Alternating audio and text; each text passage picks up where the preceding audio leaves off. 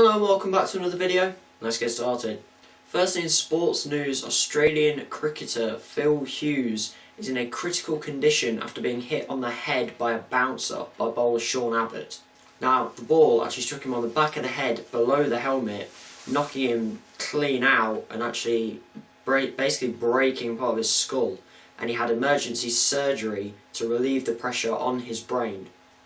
He's now in an induced coma and is waiting on more scans that are meant to be being done today to find if there's been any advancement in his recovery, but recent scans have shown no actual improvement after the surgery, which is not a great sign. Thoughts and prayers go out to Phil Hughes and members of his family, and also thoughts go out to the bowler Sean Abbott, who it must be just feeling so bad right now, and I can't imagine the kind of feelings that he's going through at the moment.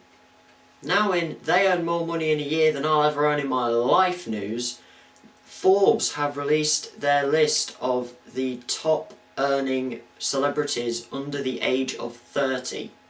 Topping the list is Canadian singer Justin Bieber, who apparently has earned around $80 million this year. Second is British boy band One Direction, who have apparently earned $75 million this year, with Taylor Swift being the highest woman on the list with around $64 million. The only non-singer on the list is Jennifer Lawrence, who is in 7th on the list with around $34 million earned, mainly from the new film Hunger Games Mockingjay Part 1. The other two making up the top 5 of the list are Bruno Mars, who has earned a reported $60 million, and Rihanna in 5th, who has earned a reported $48 million. I just want to take a second here. Can you imagine if hospitals and charities were getting this much money? They could do a lot more with it than they will ever do, really. Staying on the theme of people earning a lot of money, the earnings of the Top Gear hosts Jeremy Clarkson, Richard Hammond and James May have recently been released, and the numbers are staggering. Top Gear has also been reported as the most watched factual programme on the BBC. Factual, okay. Realistic? No. But to be honest, from the amounts that they earn, they might as well drive cars like this on a programme, you know, show off. It is reported that Jeremy Clarkson's net worth is around about £30 million and earning around £1.5 million per year. He also reportedly earned £13 million in 2012 when he sold his share in the Top Gear programme. He's also been given a new contract by the BBC, which lasts until 2018 and is worth a reported £12 million.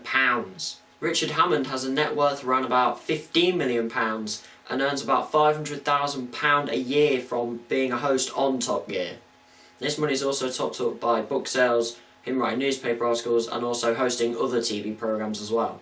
James May's net worth is around about £10 million, and he also earns a reported £500,000 per year from hosting Top Gear, and his money is also topped up by things like book sales and hosting other TV programmes.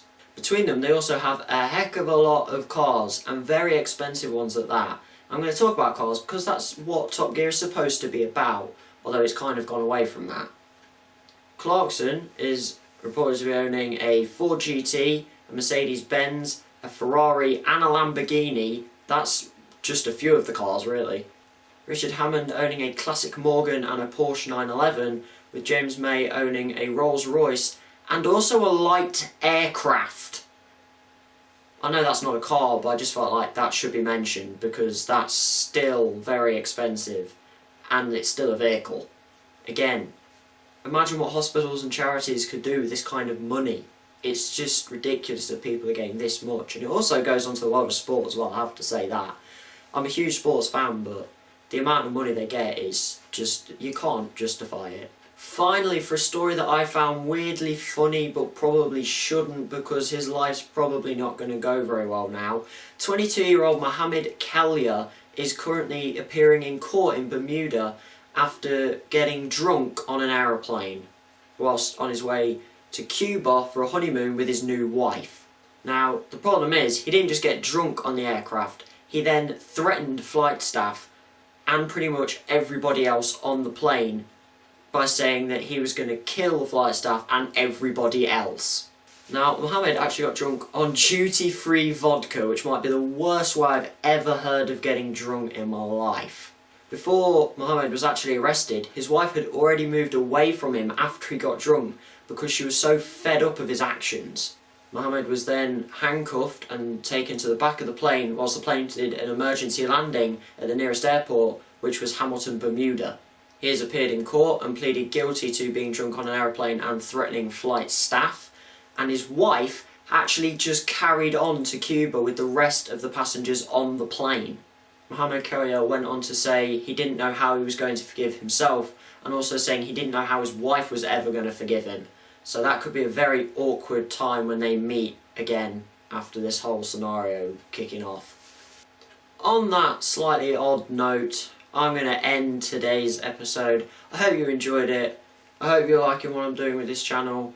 If you are, hit that like button, hit subscribe as well. And as always, thanks for watching.